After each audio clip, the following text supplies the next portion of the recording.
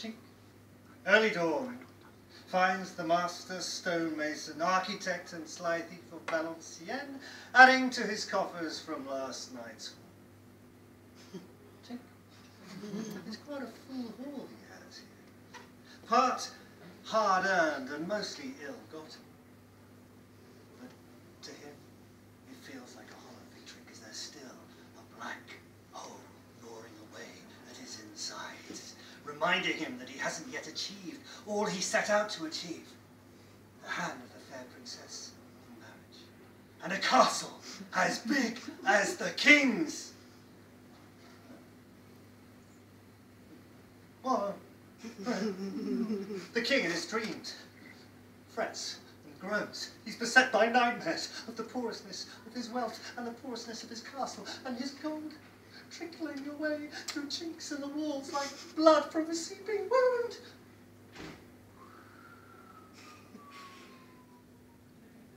Winds of change blowing through the castle corridors for the three wise counsellors of the king. Their first plan has already failed. And now their eminently strokable beards, so good for wrapping their fingers around in times of deep contemplation, are getting a little bit tangled, a little bit nappy. The set of their mouths is a little bit thinner than it was. And as they scurry around the castle corridors, trying to put the finishing touches to their final plan, the eyes of the guards hold them differently.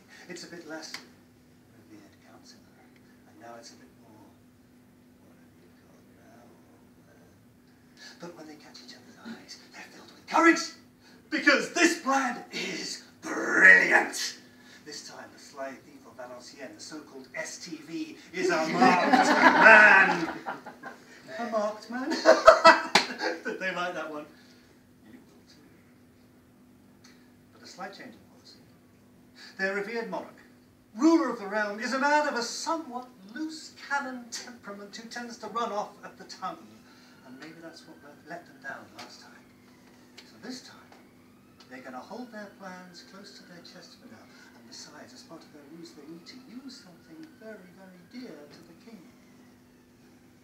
Another ball is announced. What? Says the king, his mind only thinking of the expense, expense upon expense. Oh, your highness, calm down. 10 florins a plate. It's going to be good for the treasury. Besides, this plan is going to work. We will catch the sly thief. So, for the second time in a week, the royal palace is thrown open to the beau monde of Paris. And they throng the halls and corridors, eating from the king's table and dancing to the royal orchestra. And among them moves the sly thief of Valenciennes. And every time everybody thinks they've eaten quite enough, the chefs bring out a dish more opulent and colourful than the last, which it would be rude to refuse. And every time their legs turn to jelly from too much dancing, the orchestra strike up a super energetic number, and they're forced to dance and dance and dance, and everybody rages hard. And finally, the king is yawning. I say, isn't it time we sent this war? Their three counsellors come over to him. No, Your Majesty, listen. Look, these are the wealthiest people in all of Paris. You can't let them go home in the dark streets at night. It's terribly dangerous. You'll have to have them sleep here at the castle tonight. What, sleep here? Well, where are they going to sleep? Why, on the floor, Your Highness. They won't mind. King throw on the floor. No, okay, there's plenty of space. But look here. You make sure that none of them come anywhere near the royal bedchamber. Oh, yes, indeed, Your Majesty. And we're going to make extra sure that they don't go anywhere near your daughter's bedchamber. My daughter? What's this got to do with my daughter? Your Highness, we're going to use your daughter to catch the STV. Luckily, his hearing was good.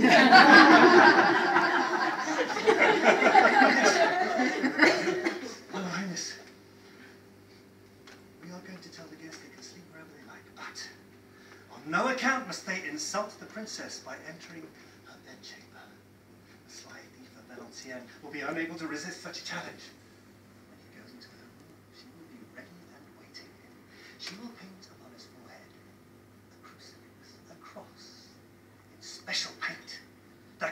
rubbed off and cannot be washed off, and in the morning it shall be plain for all to see who is the sly thief of Valenciennes.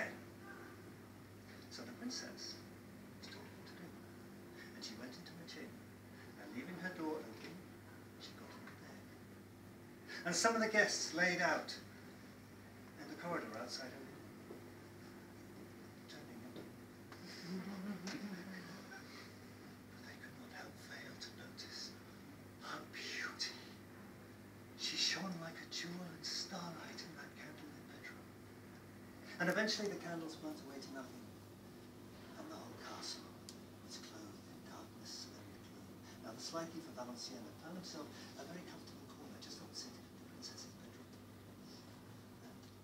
And he wasn't used to sleeping on the floor, especially when there was a nice comfortable bed nearby. A bed that was lined with such exquisite treasure. In the night, the sly thief got up.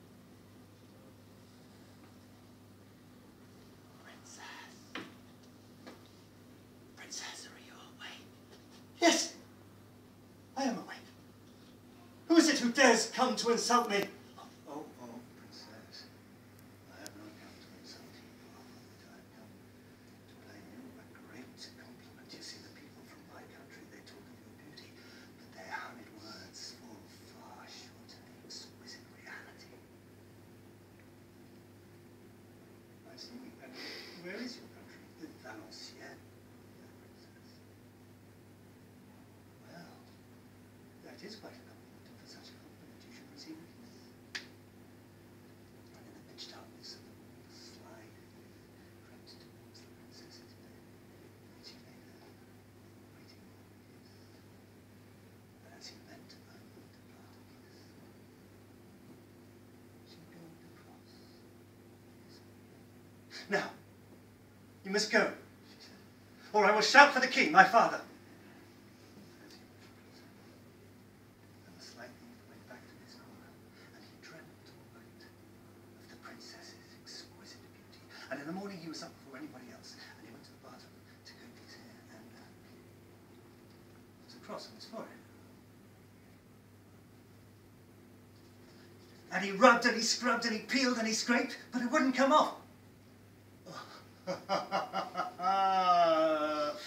Yes, now I am in a pickle. But he wasn't called the sly thief for nothing. He tiptoed back to the princess's bedroom, and in the grey early dawn he saw, sure enough, by her bed a little pot of blue paint. And he took the pot and he went back out into the corridor. And as he walked along the corridor, he saw all the men's sleeping guests' foreheads. And he dabbed a little cross on each one, and on some of them he dabbed too. And later on that morning, the king awoke, and he ignored his hangover, and he commanded all the male guests from the previous evening to line up in the ballroom. And they all lined up, and the king surveyed. He approached the first, he parted his hair, and jackpot!